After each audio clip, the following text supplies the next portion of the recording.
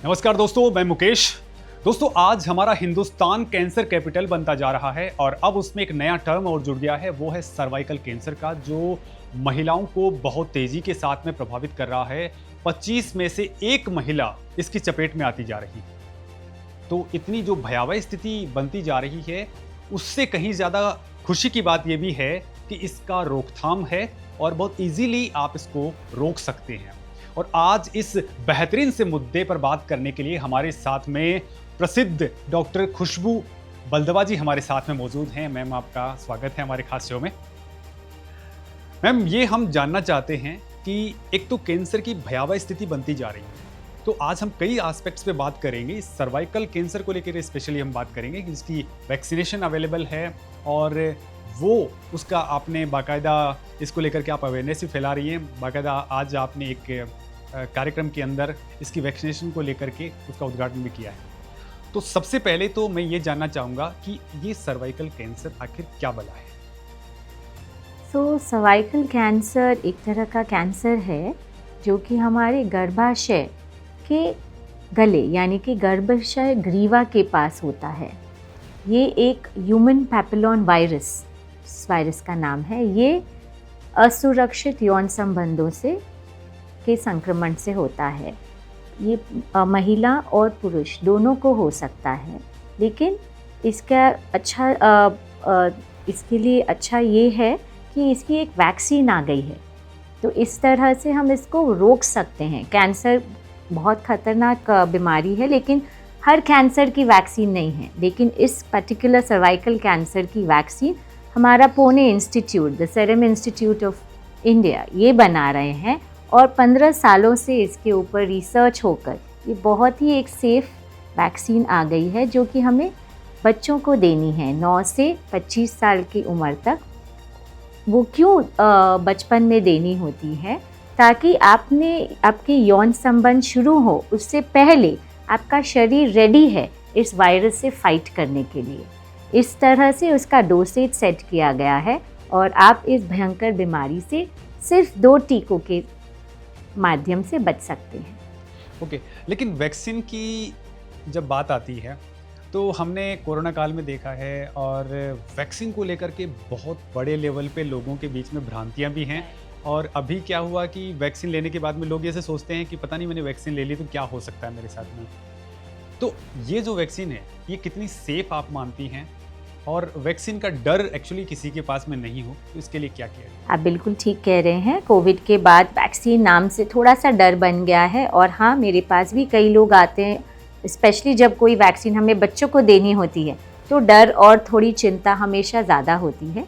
लेकिन हमारे वैज्ञानिकों ने 15 साल तक इसके ऊपर बहुत रिसर्च की है और ओनली आफ्टर अप्रूव डेटा कि इसके ऊपर बहुत डिटेल में रिसर्च की गई, क्योंकि ये बच्चों को देनी है और ये एब्सोल्युटली सेफ़ है।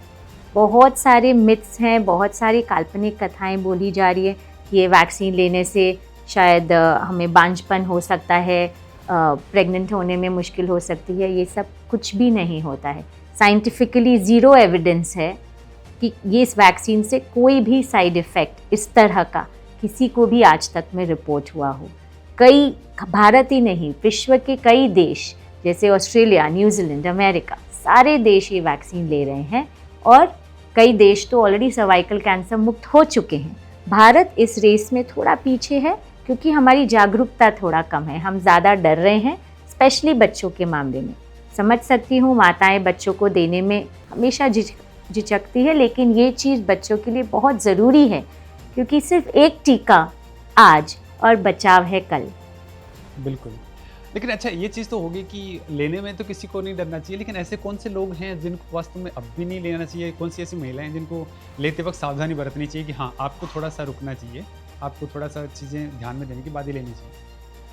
तो स्पेसिफिकली इसी वैक्सीन के लिए नहीं, जनरली अगर हम कोई भी वैक्सीन ले रहे हैं, आइडियली तो ये इस वैक्सीन का एज ग्रुप है 9 साल से लेकर 25 साल तक, जो कि हम ऑलरेडी यौन अवस्था में हैं और जनरली हम फिट हैं। फिर भी अगर आपको कोई मेडिकल इलनेसेस हैं, जैसे कि क्रॉनिक डायबिटीज़ या कोई ब्लड प्रेशर या कोई हार्ट इश्यूज़ जो आपको बचपन से हैं, तो अगर कोई इस तरह की सीरियस क्रॉनिक इलनेसेस हैं आपको, तो डेफिनेटली आपको एक बार अपने जनरल फिजिशियन से बात कर अपनी करंट रिपोर्ट्स देखकर उसके बाद ही कोई भी वैक्सीन लेनी चाहिए, नॉट ओनली दिस। ओके, चलिए वैक्सीन की बात होगी, लेकिन अब हम ऐसी चीज़ों की बात करते हैं कि ये प्रॉब्लम अगर किसी को आ रही है तो अर्ली वो कौन कौन से साइन नज़र आना शुरू हो जाते हैं कि हाँ आपको ये समस्या आ गई है, आप स्टेज 1 में जा गए हैं या स्टेज 2 के अंदर हैं? सो ये बहुत अच्छा प्रश्न है। जनरली सर्वाइकल कैंसर 30 से 50 साल की महिलाओं के बीच में बहुत कॉमन है, लेकिन अगर ये अर्ली डिटेक्ट हो जाए, अर्ली डिटेक्ट करने के लिए हमारे पास बहुत सारे टेस्ट हैं, जैसे पैप्समेयर टेस्ट, HPV टेस्ट। ये सारे टेस्ट अगर हम साल में एक बार भी करवाएं तो ये जल्दी पकड़ आ सकता है, क्योंकि एज महिला स्पेशली हम अपने आप को शायद बहुत निगलेक्ट करते हैं। परिवार में सबका ध्यान होता है, लेकिन खुद का ध्यान रखना हम शायद भूल जाते हैं। तो इसीलिए एटलीस्ट साल में एक बार हमें अपना मानसिक, अपना वार्षिक ब्लड टेस्ट पूरा करवाना चाहिए, जिसमें मैमोग्राफ ब्रेस्ट कैंसर के लिए और पैप्समेयर सर्वाइकल कैंसर के लिए 100% इंक्लूड करना चाहिए, जिससे कि ये अर्ली डिटेक्ट हो जाए और इसका क्योर है। अगर अर्ली स्टेज में डिटेक्ट हो जाए तो हाँ इसका क्योर है, लेकिन जनरली जब तक डिटेक्ट होता है, क्योंकि इसके डिटेक्शन साइंस बड़े आम से हैं, जैसे कि मेंसेस के बाद या मेनोपॉज के बाद हमें बहुत ज़्यादा ब्लीडिंग हो रही है, या बहुत ज़्यादा दर्द है, बहुत ज़्यादा वजाइनल डिस्चार्ज है, ये सारी चीज़ें नॉर्मल टाइम पे लोग आम समझ सकते हैं, मतलब इसके इतना डरने की बात नहीं है। लेकिन सर्वाइकल कैंसर के साइंस ही ऐसे हैं जो बहुत इजीली पकड़ में नहीं आते। जब तक आप रियली टेस्ट करवा के चेक नहीं कर रहे हैं, इसको पकड़ में आना मुश्किल है, और इसी की वजह से इसकी संख्या इतनी बढ़ रही है और ट्रीटमेंट लेट हो जाने से कई महिलाओं की जान जा रही है। अच्छा, ये चीज़ होगी अगर हम वैक्सीन भी नहीं लगा रहे हैं और चीज़ें, फिर भी ऐसी कौन से तरीके हैं जिनसे हम इस सर्वाइकल कैंसर और रिमेनिंग कैंसर से, इनसे हम बच सकते हैं?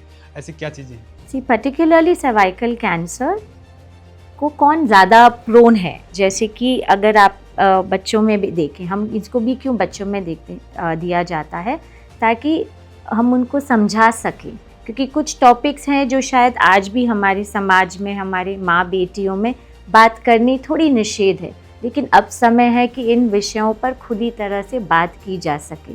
जैसे ये सर्वाइकल कैंसर कैसे स्प्रेड होता है, ये असुरक्षित यौन संबंधों से स्प्रेड होता है। मल्टीपल पार्टनर्स, एक से अधिक लोगों के साथ यौन संबंध बनाने से स्प्रेड होता है। जैसे हम धूम्रपान कर रहे हैं, धूम्रपान स्पेशली अभी महिलाओं में कॉमन हो रखा है, लेकिन इससे हमारी इम्यूनिटी लो हो जाती है। जैसे हमारा इम्यून सिस्टम कमज़ोर होता है, ये सारे वायरस हम पर अटैक करना ईजी हो जाता है, तो हमारा बॉडी का डिफेंस लो कर देते हैं। बहुत कम एज में, अगर बहुत बाल अवस्था में अगर आप प्रेगनेंसी शुरू हो जाती है आपकी, तो भी आपका शरीर तैयार नहीं है, तो तभी भी हमारा इम्यून अगर लो है तो वापस से इस तरह के वायरस हम पर अटैक कर सकते हैं। मैं नहीं कहूँगी कि ये ह्यूमन पैपिलोन वायरस जो HPV वायरस है ये सबको अटैक करता है या नहीं करता, लेकिन अगर आपके बॉडी का इम्यून सिस्टम स्ट्रॉन्ग है तो हाँ, हमारा बॉडी इसको फाइट कर लेता है, और वही काम हमारा वैक्सीन कर रहा है। वैक्सीन हमारे बॉडी को रेडी कर रहा है कि अगर ये वायरस हमारे तक पहुँचे, हमारे अंदर आए, तो हमारे बॉडी में ऑलरेडी इतनी क्षमता और इम्यून सिस्टम स्ट्रॉन्ग है कि वो उससे फाइट बैक कर लेगा और हमें कैंसर नहीं होगा। तो एक तो हम इससे मतलब अच्छा, लाइफस्टाइल कैसी मेंटेन रखनी चाहिए ताकि हम इस चीज़ को, अपनी इम्यूनिटी को या फिर बाकी चीज़ों को और बढ़ा सकें? लाइफस्टाइल चेंजेस में तो सिर्फ इतना ही कर सकते हैं कि हाँ, हम अपना विशेष तरीके से ध्यान रखें इन टर्म्स ऑफ हमारे प्रॉपर विटामिन या खाने पीने का जो ध्यान है। बट मोर ओवर बहुत सबसे इम्पॉर्टेंट जो अपने बच्चों को समझाना है कि बहुत कम उम्र में, बहुत बाल अवस्था में उनके यौन संबंध शुरू नहीं होने चाहिए। इससे क्या है, उनकी शरीर पूरा तरह से रेडी है कि ठीक है, ये लाइफ का नेक्स्ट चैप्टर है, पर उसको समय देना चाहिए। आज बिकॉज वेस्ट का इतना इन्फ्लुएंस आ रहा है, कई चीज़ें बहुत ईजी हो गई हैं, पर इस ईजी की वजह से ही हम और प्रोन हो गए हैं फॉर मोर इलनेसेस, क्योंकि एज अ वुमेन हमारी बॉडी ऑलरेडी बहुत कॉम्प्लिकेटेड है। तो जब तक वो पूरी तरह से पनप नहीं गई है, पूरी तरह से तैयार नहीं है, और अगर हमने ये अर्ली यौन संबंध शुरू कर दिए तो ऑटोमेटिकली वी आर मेकिंग, हम अपने लिए ही ज़्यादा खतरा मोल ले रहे हैं। ओके, अब आती है बात की जो वैक्सीन है, पहली बात है कि आपने कहा कि खतरों से तो बिल्कुल सेफ है, लेकिन ये इजीली अप्रोचेबल कहाँ कहाँ हो सकती है? कैसे एक आम इंसान जाकर के वैक्सीन कहाँ कैसे ले, क्या इसके क्या तरीके हो सकते हैं? ये बहुत ही इम्पोर्टेंट क्वेश्चन किया है आपने। आजकल इनफैक्ट हमारी गवर्नमेंट ऑफ इंडिया ने बहुत अच्छा सिस्टम लगा दिया है। जिस तरह से हम बच्चों को पोलियो का, हेपेटाइटिस का, टेटनस का टीकाकरण कराते हैं, जैसे जैसे ही बच्चा पैदा होता है उसको ये देना है, एक पूरा चार्ट दिया जाता है, उसी तरह से ये सर्वाइकल कैंसर वैक्सीन भी उसमें इंक्लूड की गई है। तो आपको सिर्फ अपने पीडियाट्रिशियन से या जो आपके बच्चों का डॉक्टर है, जहां आप बच्चों का टीकाकरण करवाते हैं, सिर्फ उससे बात करनी है और उससे पूछना है और आपके पास वो लिस्ट होगी। ये हर पीडियाट्रिशियन जो भी आपके बच्चों को नॉर्मल टीकाकरण देता है वो भी दे सकता है और हर उन सेंटर्स पे भी अवेलेबल है जहाँ पर आप जाते हैं अपने बच्चों के रेगुलर टीकाकरण के।